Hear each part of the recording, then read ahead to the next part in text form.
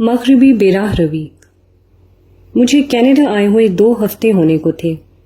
عام طور پر مغربی تہذیب کے بارے میں تاثر یہی ہے کہ یہ لوگ جنسی معاملات میں حد سے گزرے ہوئے لوگ ہیں، تاہم ابھی تک کوئی ایسا واقعہ پیش نہیں آیا تھا جس سے اس تاثر کو تقویت ملتی۔ کچھ میں بھی گھر سے زیادہ باہر نہیں نکلا تھا۔ اول تو بیماری نے موقع نہیں دیا، دوسرے ہوا میں وہ غضب کی ٹھنڈ تھی کہ میں بلا ضرورت گھر سے باہر نہیں نکل رہا تھا۔ اسی سردی کی بنا پر ابھی تک لوگوں کی اکثریت معقول حلیے میں گھر سے باہر نکلتی تھی۔ تاہم اس روز جب میں ریسورس سینٹر سے واپس آ رہا تھا تو پہلی بار ان گنہگار آنکھوں نے بھی وہ منظر دیکھ لیا جو شاید مقامی لوگوں کے لیے تو کوئی خاص بات نہیں، مگر ایک نئے آنے والے کے لیے غیر متوقع طور پر اسے دیکھ کر نظر انداز کرنا آسان نہ تھا۔ یہ الگ بات ہے کہ جب میں بھی مقامی ہو گیا تو نگاہ میں کوئی برا نہ رہا۔ مجھے زیادہ حیرت اس بات پر ہوئی کہ یہ کوئی ایسی رومانٹک جگہ نہ تھی جہاں انسان کے جذبات بے قابو ہو جائیں۔ گاڑیوں کے شور، لوگوں کی آمد و رفت اور بازار کی گہما گہمی میں سر راہ اس بے خودی کو دیکھ کر جو نہ جانے کتنی دیر سے جاری تھی اور کتنی دیر تک جاری رہی، مجھے حیرت ہوئی۔ بے اختیار میرا دل چاہا کہ رک کر اتنا ہی کہہ دوں کہ یار کونے میں تو ہو جاؤ، مگر میں ایسا نہ کر سکا، اور مغرب میں حیا کے بعد ذوق جمال و لطافت کی بھی موت پر انا للہ پڑھتا ہوا آگے بڑھ گیا۔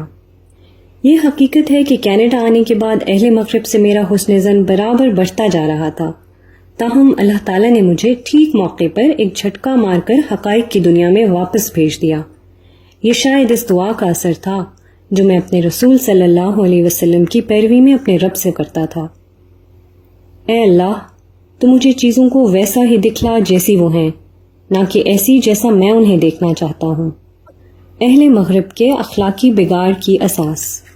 مغربی تہذیب جس اخلاقی بگاڑ اور مادر پدر جنسی آزادی کے دور سے گزر رہی ہے، اس پر ہماری طرف سے کافی اعتراضات کیے جاتے ہیں اور اسے مغربی زندگی کا ایک بڑا منفی پہلو خیال کیا جاتا ہے۔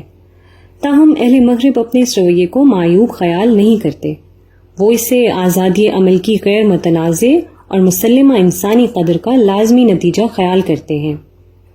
مغربی فکر کے ارتقاء سے واقف لوگ بخوبی جانتے ہیں کہ نشاط ثانیہ کے دور میں جو رد عمل مروجہ عیسائی مذہب کے خلاف ہوا، وہ بڑھتا ہوا انکار مذہب تک جا پہنچا۔ دریافت و ایجاد کے جوش میں فکر و عمل کی جو راہیں کھلی، انہوں نے ہر پہلو سے مذہب کو ایک کونے میں کر دیا۔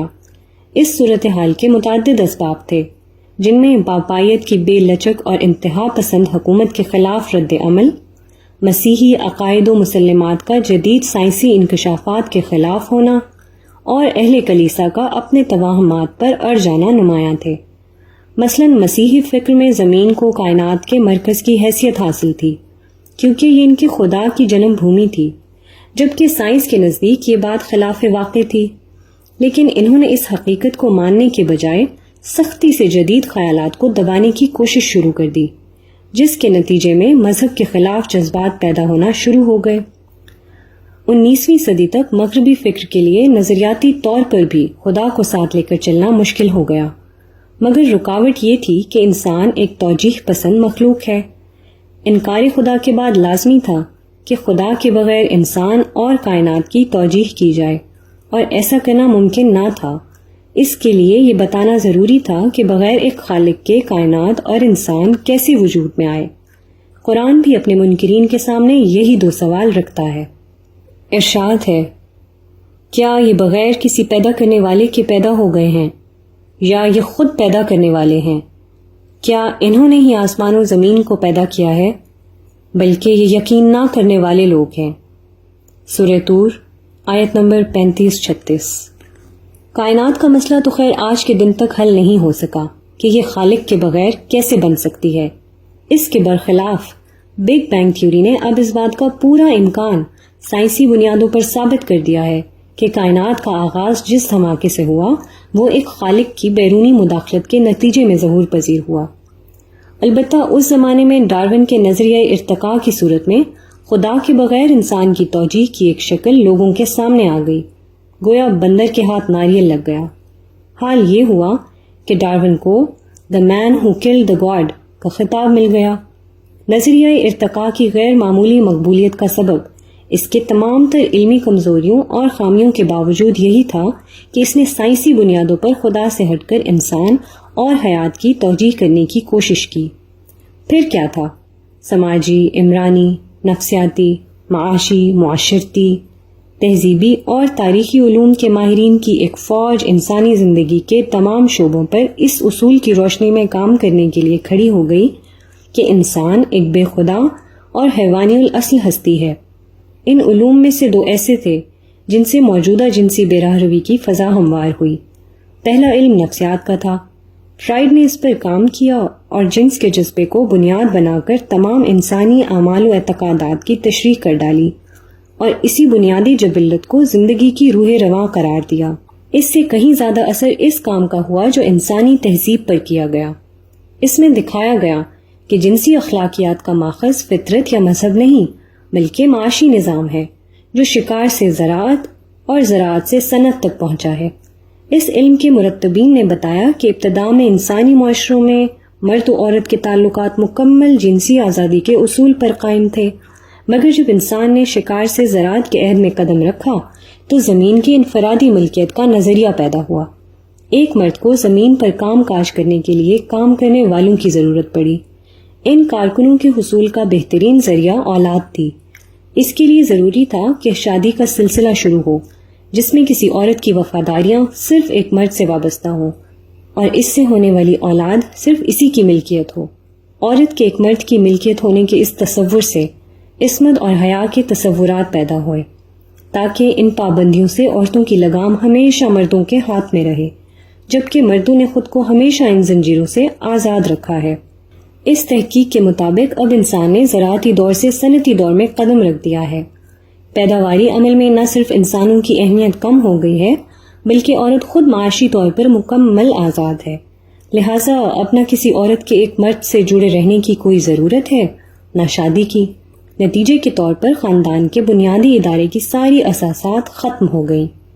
اس پس منظر کو اگر آپ ذہن میں رکھیں تو آپ کو سمجھ میں آئے گا کہ کیوں اہل مغرب بغیر شادیوں کے ساتھ رہتے ہیں، کیوں خاندان کا ادارہ کمزور ہو چکا ہے، کیوں وہ شادی کے بعد بھی دیر سے اور کم بچے کرتے ہیں، کیوں عورتیں رسیاں توڑا کر گھر سے باہر نکل آنا ضروری سمجھتی ہیں، اور کیوں جنسی تسکین کے لیے وہ ہر رکاوٹ کو پھلانگنا باعث فخر سمجھتے ہیں۔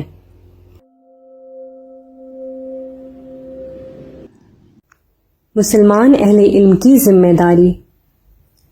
ہمارے مسلم معاشرے بھی بدقسمتی سے اسی راہ پر چل پڑے ہیں جو اہل مغرب کا راستہ ہے۔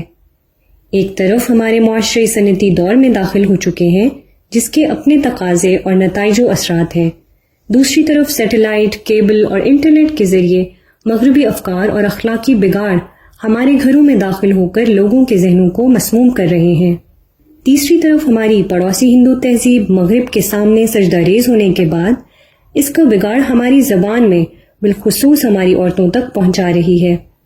ان سب کے ساتھ ہماری اشرافیہ اور حکمران طبقات کا بڑا حصہ اوپر بیان کردہ مغربی افکار کے پروردہ ہیں اور اس فکر کو دن رات عوام میں روشن خیالی اور خواتین کے حقوق کے نام پر پھیلانے کے لیے کوشاں ہیں۔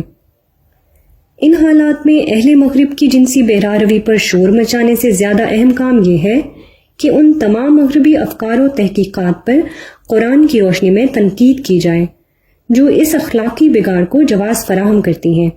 یہ کام مسلمان اہل علم کے کرنے کا ہے۔ اگر انہوں نے یہ کام بروقت نہ کیا تو اندیشہ ہے کہ مغربی تہذیب کا یہ طوفان ہماری مذہبی اور معاشرتی اقدار کو ساتھ بہا کر لے جائے گا۔ اس کے ساتھ ایک بہت اہم کرنے کا کام یہ بھی ہے کہ فکر آخرت کے تصور کو بھی عام کیا جائے، کیونکہ مغربی تہذیب کے زہر کا حقیقی تریاق اگر کوئی ہے تو یہی ہے۔ یہاں اس بات کی وضاحت بھی ضروری معلوم ہوتی ہے کہ مغربی نقطہ نظر بیان کرنے کے بعد خود میری بھی یہ ذمہ داری تھی کہ میں اس کا جواب دوں۔ میں ایسا کرنا بھی چاہتا تھا، تاہم اس کا جواب تھوڑا تفصیل طلب ہے، اور اگر اسی موقع پر میں اسے بیان کرنا شروع کر دوں تو ان قارئین کے اعتبار سے جو صرف ایک سفر نامے کو ہی پڑھنا چاہتے ہیں یہ بحث بہت زیادہ طویل ہو جائے گی، اس لیے اسے میں کسی اور مناسب وقت کے لیے اٹھا رکھتا ہوں۔ وہ وقت انشاءاللہ جلد ہی آئے گا۔